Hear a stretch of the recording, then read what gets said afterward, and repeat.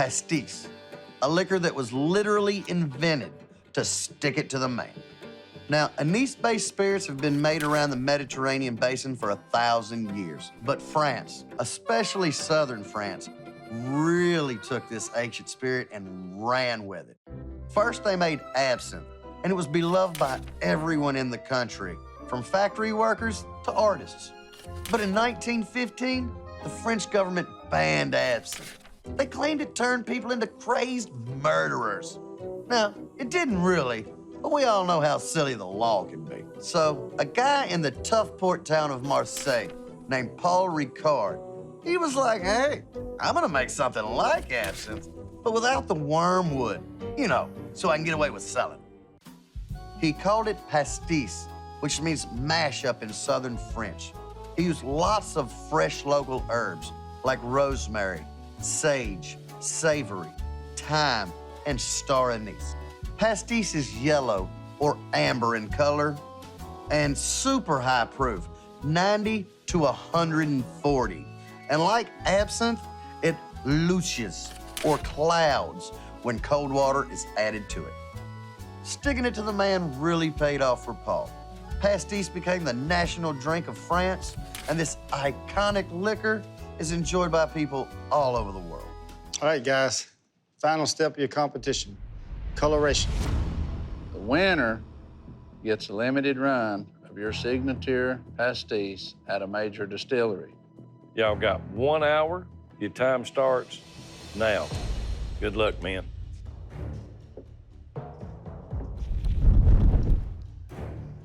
Hey, Ted, Yes, sir. is there a range of color that we can exist in, or is there a specific color? The way things are made today, it's just artificial dye for the most part. But to do it artisanally, you would have to accept a range of color. Okay. And it's very difficult to predict what one's going to get. Nothing about this is easy.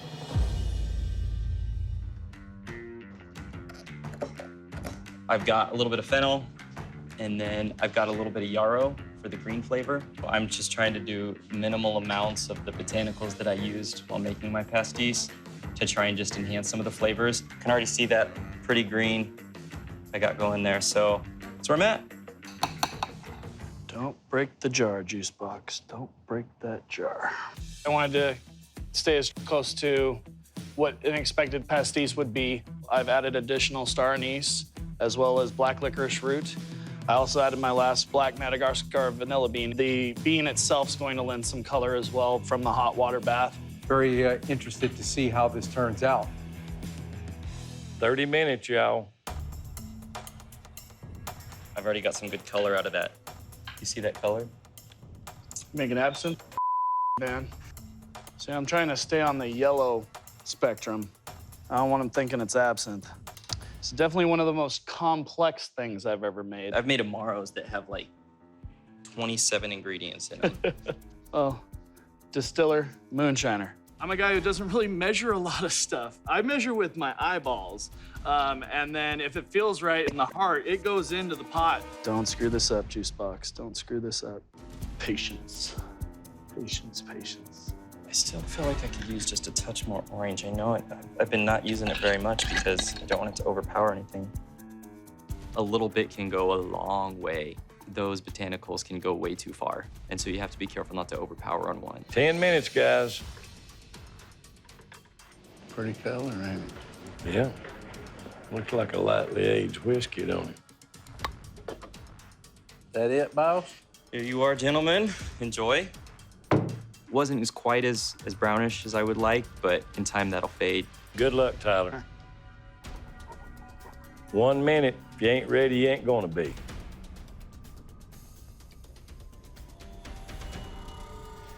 Bringing it in, big man? Bringing it in, brothers.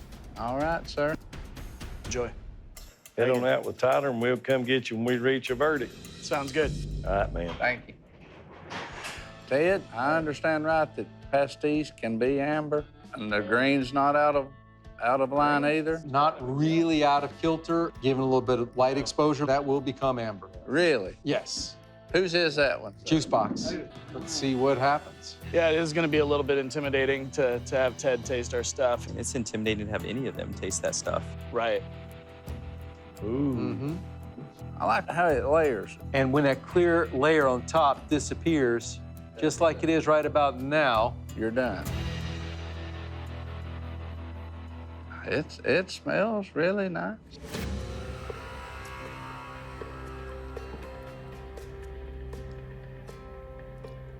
Wow.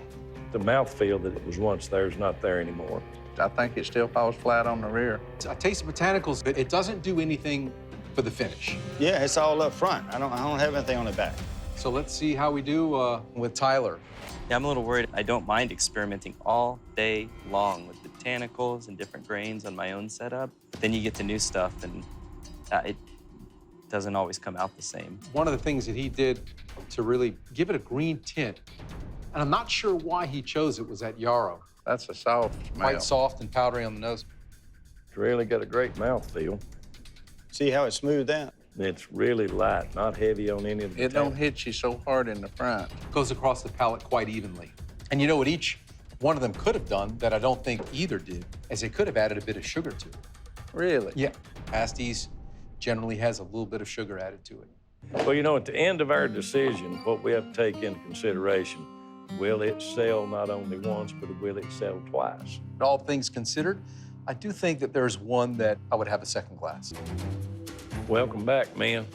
This is the end. This is the tough job. Before we get to any of that, I want to thank both of you for giving us the opportunity to try your drink.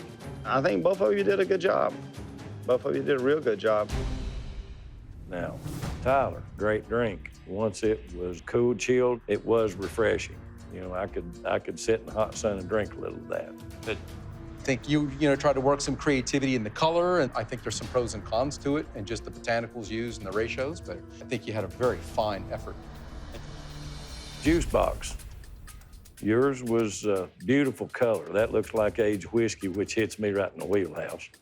But at the very end, you dropped off again. You didn't bring, I think, as much as you should on that tail end. I really liked your color, really liked the nose in the product. I think maybe some things in your in the anise distillation could use a little bit of polish, but that's part of the game. I think you both had some very good qualities in your products. I mean, I'm impressed that you've both done as well as you have. I really am. I expected somebody to really bomb out of this, and it just didn't happen, and it made our jobs more difficult. Thank you. That being said, Tyler, you're the next master distiller, my friend. Congratulations. You'll win a limited run of your liquor at Sugarlands Distilling Company in Gatlinburg, Tennessee. Juice box, I'm sorry, old buddy.